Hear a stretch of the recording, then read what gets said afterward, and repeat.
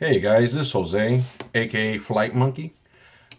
Today I'm going to be replacing the oil in the shocks. These are Losi shocks, and these are from the 8T 3.0 truck, the truggy. These are the rear shocks. The 3.0 has these are front shocks. The 3.0 has the rear shocks of the 2.0 put in the front, and then some newer, longer shocks made for the 3 in the back. So these are the rears to the 2, fronts to the 3.0. Reason I got these are for my Tmaxx 3.3, and the stocks is a 4 shock setup in the back. As you guys know, I'm switching over to 2 shock setup because I wanted it low, and I am turning it more into a truggy for course racing rather than just bashing. And since they're laying down with my stock ones, the arm travel down, I lost that travel, and very little low because up because it sits so low. So on the jumps, it doesn't have that down arm, which I didn't like to begin with. I went with the 2 shock setup so I could fit my Dynamite 0.26 Mach engine in back there. It has a rear exhaust, so that 1 shock was getting in the way. Switch over to these. The original ones are 100 millimeter eyelet to eyelet.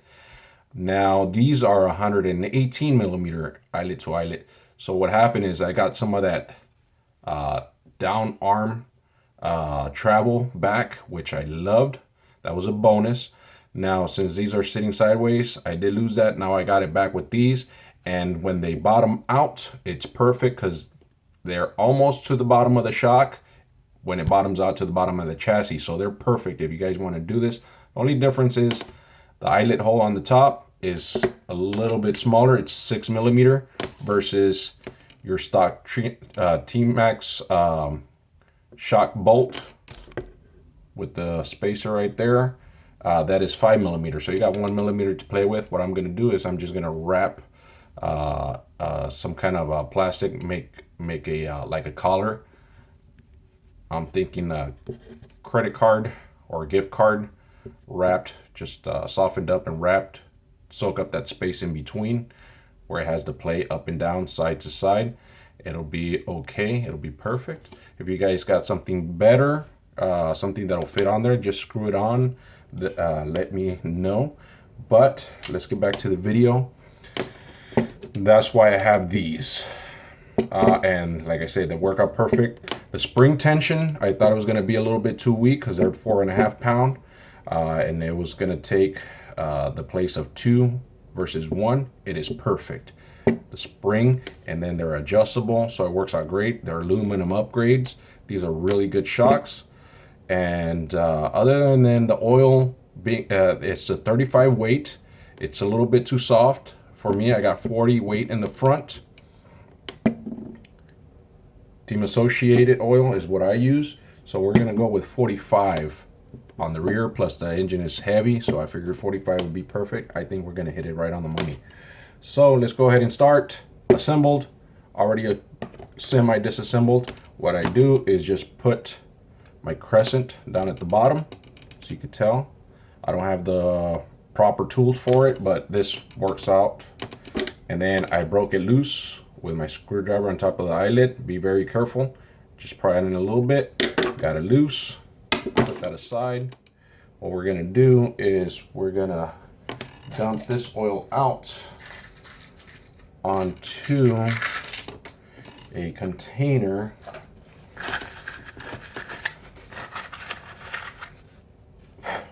And maybe save it for later. I'm not too sure if I want to reuse it, but it is brand new oil. I only used the truck once, went out bashing a little bit, get a feel for her. So this is 35. Dump it out. This will come stock. Get as much of it as possible out.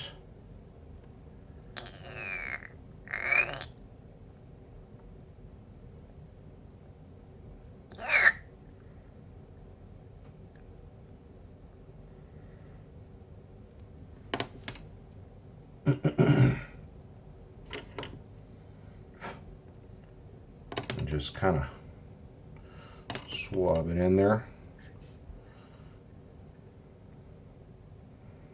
Like I say, get as much as possible out. I mean, it ain't gonna hurt any if there's just a little bit left in there, but I want 45, not 44 weight. Which I don't know if that'll happen, but I think it's best to just completely fill it. Now we're gonna get, and as you can see in there, for those of you guys that are newbies, there you got your piston, slides up and down, and it's got, see if it'll focus, it's got some holes, as you can tell on the piston. That's where the fluid travels through, up and down, and the size of those holes and how many holes is what determines how much bounce you have. You could have the same weight oil, and if you have an extra hole, it'll act thinner than the 45, or if you have less holes, it'll act thicker, same weight oil. But as of right now, we're just gonna swap out the oil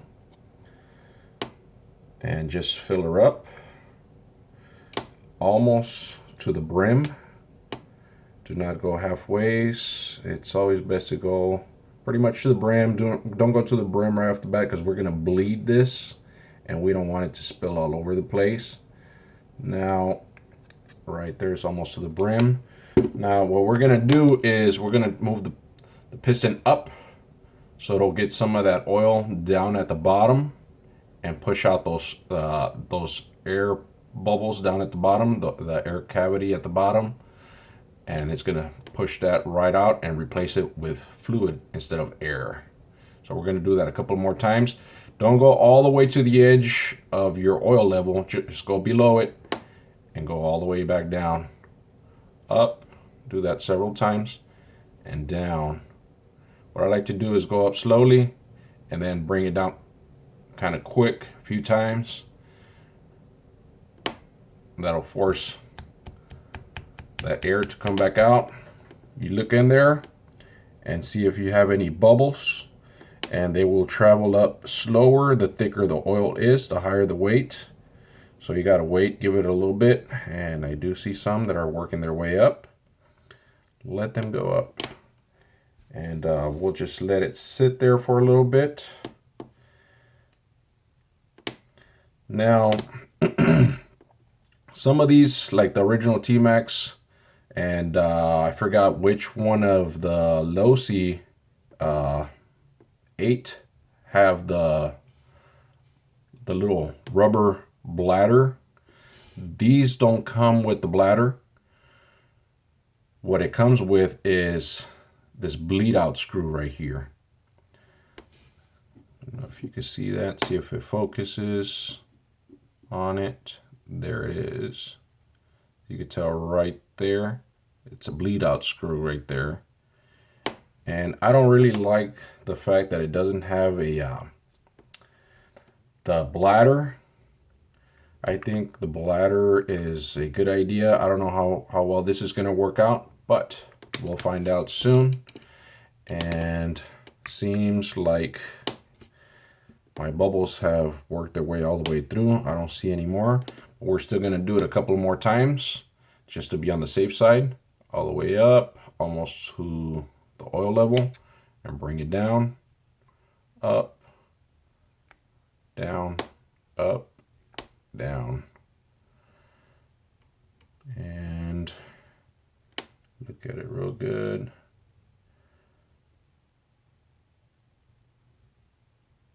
I don't see any more air bubbles, so we're ready to fill it up all the way to the brim.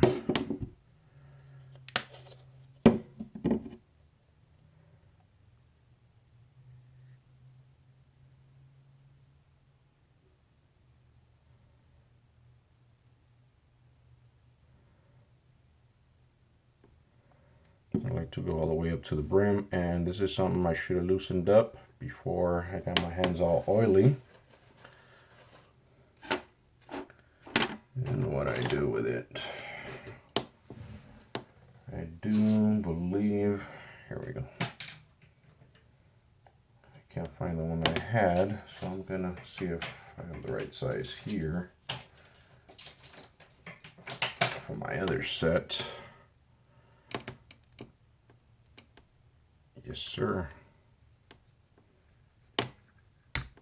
Just crack that loose.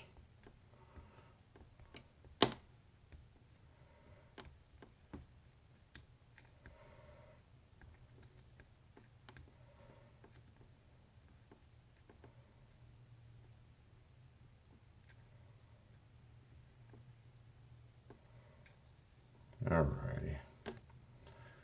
There we go. And like I said, all the way to the brim.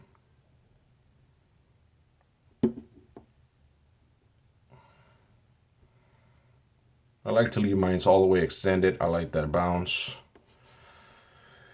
And some people like to leave it quarter ways up because of the way the shock sits, the position it sits at when it's level for their truck. I like a little bit of that bounce back. I think it works out a little bit better for me, but that's personal preference. We're gonna put the cap back on. And the reason I don't like this top vent, because with the bleed valve, with the bladder, rubber bladder in there, that seals off and makes sure that there's absolutely no air whatsoever in the cylinder. With this, there's still just a little pocket right at the passage and that top end of the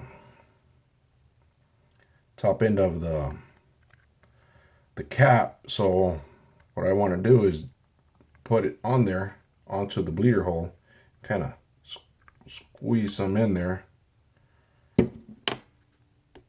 and shake it down.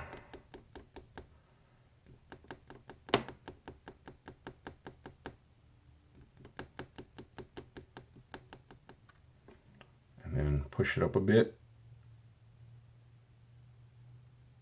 and see it come out the bleeder hole right there.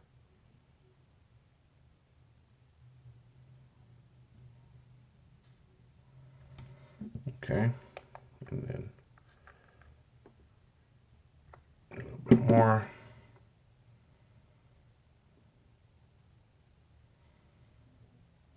Okay, I don't see no more air coming out the bleeder hole. Now go back with the little tiny screw, try to get it in there with oily hands.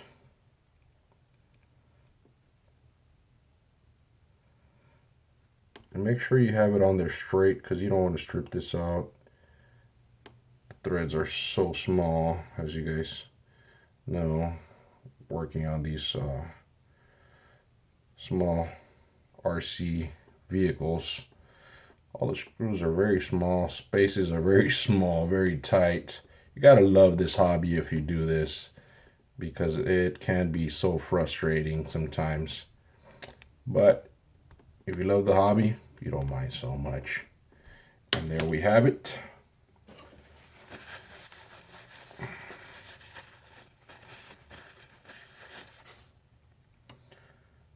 It's on there.